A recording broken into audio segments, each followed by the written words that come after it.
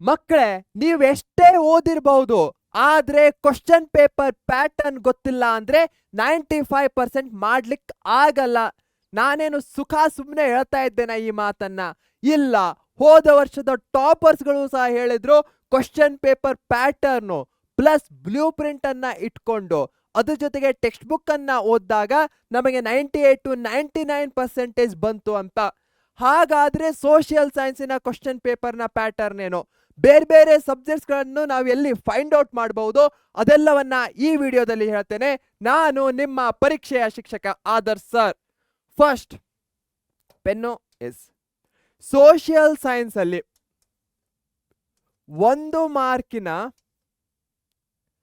ಮಾರ್ಕಲ್ಲಿ MCQ ಅಂತ ಇಟ್ಕೊಳ್ಳೋಣ. ಬಹು ಆಯ್ಕೆಯ ಪ್ರಶ್ನೆಗಳು 8 ಮಾರ್ಕ್ಸ್ ಬರುತ್ತೆ. ಅದೇ 1 ಮಾರ್ಕಿಂದು ಒಂದು ಸೆಂಟೆನ್ಸ್ ಅಲ್ಲಿ ಬರೀರಿ ಅಂತ ಮತ್ತೊಂದು 8 ಮಾರ್ಕ್ಸ್ ಬರುತ್ತೆ. ಅಂದ್ರೆ ಒಂದು ಪ್ರಶ್ನೆಗೆ 1 ಅಂಕ, ಇಲ್ಲೂ ಸಹ ಒಂದು ಪ್ರಶ್ನೆಗೆ 1 ಅಂಕ. ಅದಾದ್ಮೇಲೆ 2 ಮಾರ್ಕ್ಸ್ ಬರುತ್ತೆ. ಇದಕ್ಕೆ ನೀವು 4 ಪಾಯಿಂಟ್ಸ್ಗಳನ್ನ ಬರಿಬೇಕಾಗತ್ತೆ. ಸೊ ಇದರಿಂದ 16 ಮಾರ್ಕ್ಸ್, ಅಂದ್ರೆ ಟೋಟಲ್ 8 ಕ್ವಶನ್ಸ್ಗಳಿರತ್ತೆ. 2 into 8 16 ಮಾರ್ಕ್ಸ್ ಬಂತು. 3 ಮಾರ್ಕ್ಸು ವೆರಿ ಇಂಪಾರ್ಟೆಂಟ್ ಆಗತ್ತೆ. ಯಾಕಂದ್ರೆ ಇಲ್ಲಿ ನೀವು 6 ಪಾಯಿಂಟ್ಸ್ಗಳನ್ನ ಬರಿಬೇಕು. ಹಾಗೆ ಇಲ್ಲಿಂದ ಟೋಟಲ್ 27 ಮಾರ್ಕ್ಸ್ ಬರ್ತಾ ಇದೆ. ನೀವು 3 ಮಾರ್ಕಿನ ಕ್ವಶನ್ಸ್ಗಳನ್ನ ಯಾವುದೇ ಕಂಡೀಷನ್ದಲ್ಲೂ ಮಿಸ್ ಮಾಡಬಾರ್ದು. ಯಾಕಂದ್ರೆ ಇದರಿಂದಲೇ ನೀವು ಆಲ್ಮೋಸ್ಟ್ ಪಾಸ್ ಆಗ್ತಾ ಇದ್ದೀರಾ. ಅಷ್ಟೊಂದು ಇಂಪಾರ್ಟೆಂಟು ಈ 27 ಮಾರ್ಕ್ಸು 3 ಮಾರ್ಕ್ಸ್ ಇಂದು. ಸೊ ಇದ್ರದ್ದು 9 ಕ್ವಶನ್ಸ್ಗಳಿರುತ್ತೆ. ಅದಾದ್ಮೇಲೆ 4 ಮಾರ್ಕ್ಸ್ ಇಂದ ನಮಗೆ 60, ಇದರಲ್ಲಿ 8 ಪಾಯಿಂಟ್ಸ್ಗಳನ್ನ ಬರಿಬೇಕು. ಇದರಿಂದ 16 ಮಾರ್ಕ್ಸ್ ಬರುತ್ತೆ. ಇದರಲ್ಲೂ ಸಹ ನಮಗೆ 4 ಕ್ವಶನ್ಸ್ಗಳಿರುತ್ತೆ. ಅದಾದ್ಮೇಲೆ ಒಂದು 5 ಮಾರ್ಕ್ಸು, ಇದು ಮ್ಯಾಪ್ ವರ್ಕಿಂದು. ಸೊ ನಿಮಗೆ 10 ಆಪ್ಷನ್ಸ್ಗಳನ್ನ ಕೊಟ್ಟಿರ್ತಾರೆ. ಅದರಲ್ಲಿ 5 ಕರೆಕ್ಟ್ ಆದರೆ ನಿಮಗೆ ಫುಲ್ ಮಾರ್ಕ್ಸ್ ಬಂತು. ಇಲ್ಲಿ ಒಂದನ್ನು ಅಬ್ಸರ್ವ್ ಮಾಡಬೇಕು, ಈ 1 ಮಾರ್ಕಿನ ಕ್ವಶನ್ಸ್ಗೆ ಆರ್ ಅಥವಾ ಕ್ವಶನ್ಸ್ಗಳು ಇರಲ್ಲ.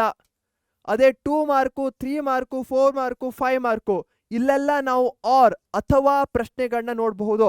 ಅಂದ್ರೆ 2 ಕ್ವಶನ್ಸ್ಗಳನ್ನ ಕೊಟ್ಟಿರ್ತಾರೆ, ಅದರಲ್ಲಿ ಯಾವುದಾದ್ರೂ ಒಂದನ್ನ ಬರಿಬಹುದು. ಆ ರೀತಿಯ 2 ಕ್ವಶನ್ಸ್ಗಳು, 3 ಕ್ವಶನ್ಸ್ಗಳು, 2 ಕ್ವಶನ್ಸ್ಗಳು, ಈ ರೀತಿಯಾಗಿ ನಿಮಗೆ ಈ 2, 3, 4 ಮಾರ್ಕ್ಸ್ ಅಲ್ಲಿ ಫೈಂಡ್ ಔಟ್ ಮಾಡಬಹುದು. ಈಗ ಕ್ವಶನ್ ಪೇಪರ್ ಪ್ಯಾಟರ್ನ್ ಗೊತ್ತಾಯ್ತು. ನೆಕ್ಸ್ಟ್ ಏನು? ಇದರಿಂದ ನಮಗೊಂದಂತೂ ಖಂಡಿತವಾಗಿ ಗೊತ್ತು, 3 ಮಾರ್ಕ್ಸು ವೆರಿ ಇಂಪಾರ್ಟೆಂಟು. ಹೀಗಾಗಿ ನಮ್ಮ ಹತ್ರ ಹೋದ ವರ್ಷದ ಬ್ಲೂ ಪ್ರಿಂಟ್ ಇದೆ. ಆಲ್ಮೋಸ್ಟ್ 90 to 95% ಅದೇ ರಿಪೀಟ್ ಆಗತ್ತೆ. ಹೀಗಾಗಿ ಅಲ್ಲಿ ಯಾವ್ಯಾವ ಚಾಪ್ಟರ್ಸ್ಗಳು 3 ಮಾರ್ಕ್ಸಿಗೆ ಬಂದಿದ್ವೋ ಅವುಗಳನ್ನ ನೀವು ಮಿಸ್ ಮಾಡಲಿಕ್ಕೆ ಹೋಗಬಾರ್ದು.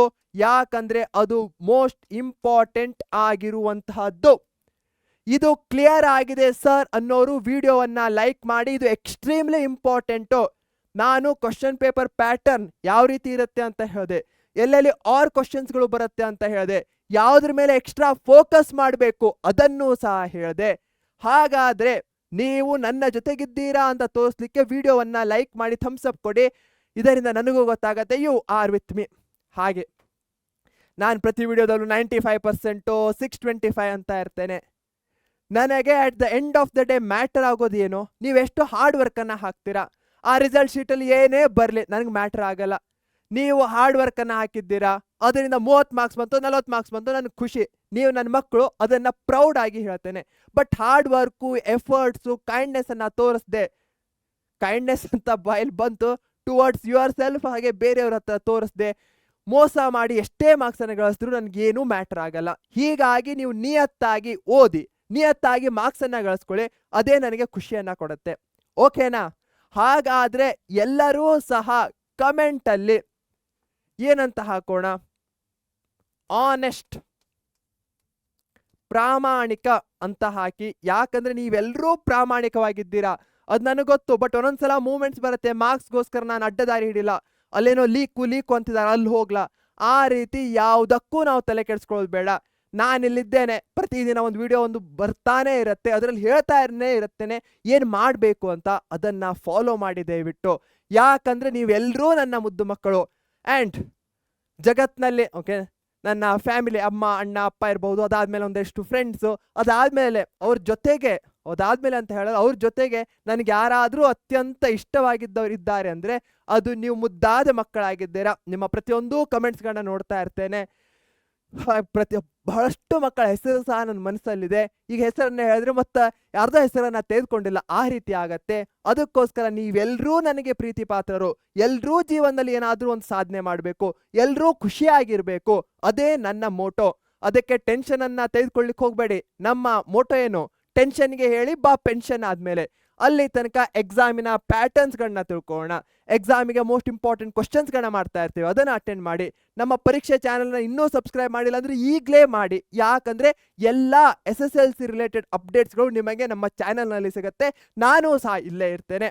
ಹಾಗಾದರೆ ಎಲ್ಲರೂ ಕೂಡಿ ಈ 10th ಎಕ್ಸಾಮನ್ನು ಮಸ್ತಾಗಿ ಬರೆಯೋಣ, ಖುಷಿಯಿಂದ ಬರೆಯೋಣ. ಯಾವಾಗ ಎಕ್ಸಾಮ್ ಮುಗಿಯುತ್ತೋ ಆಗ ಅಂದ್ಕೊಳ್ಬೇಕು, ಎಸ್ ಐ ಡಿಡ್ ಇಟ್. ಹಾಗೆ ಖುಷಿ ಇರಬೇಕು, ಸ್ಟ್ರೆಸ್ ಅನ್ನೋದು ಇರಬಾರ್ದು. ಅಯ್ಯೋ ಮುಗೀತು ಅನ್ನೋ ಭಾವನೆ ಬರಬಾರ್ದು. ಅಯ್ಯೋ ಇಷ್ಟು ಬೇಗ ಮುಗೀತಾ ಅನ್ನೋ ಭಾವನೆ ಬರಲಿ. ಖುಷಿಯಾಗಿರಿ, ನಗ್ತಾ ಇರಿ. ಕ್ವಶನ್ ಪೇಪರ್ ಪ್ಯಾಟರ್ನ್ ನಿಮ್ಗೆ ಅರ್ಥ ಆಗಿದೆ ಅನ್ಕೊಳ್ತೇನೆ. ನಿಮಗೆ ಬೇರೆ ಕ್ವಶನ್ ಪೇಪರ್ಸ್ಗಳು ಬೇಕು ಅಂದರೂ ಸಹ ನಮ್ಮ KCAB ವೆಬ್ಸೈಟ್ಸ್ಗಳಲ್ಲಿ ಮಾಡೆಲ್ ಕ್ವಶನ್ ಪೇಪರ್ಸ್ಗಳಿವೆ ಹೋದ ವರ್ಷದ್ದು. ಅವುಗಳ ಮೇಲೆ ಕ್ಲಿಕ್ ಮಾಡಿ ಹೋದ ವರ್ಷದ ಎಲ್ಲ ಕ್ವಶನ್ ಪೇಪರ್ ಪ್ಯಾಟರ್ನ್ಸ್ಗಳನ್ನ ನೀವು ತಿಳ್ಕೊಳ್ಬಹುದು. ಈ ವಿಡಿಯೋ ನಿಮಗೆ ಇಷ್ಟ ಆಗಿದೆ ಅನ್ಕೊಳ್ತೇನೆ. ಇಷ್ಟ ಆದರೆ ಈಗಲೇ ಒಂದು ಲೈಕನ್ನು ಮಾಡಿ, ನಿಮ್ಮ ಫ್ರೆಂಡ್ಸ್ಗಳ ಜೊತೆಗೆ ಶೇರನ್ನು ಮಾಡಿ, ಹಾಗೆ ನಮ್ಮ ಪರೀಕ್ಷೆ ಚಾನಲನ್ನು ಈಗಲೇ ಸಬ್ಸ್ಕ್ರೈಬ್ ಮಾಡಿ. Take care, thank you, bye bye.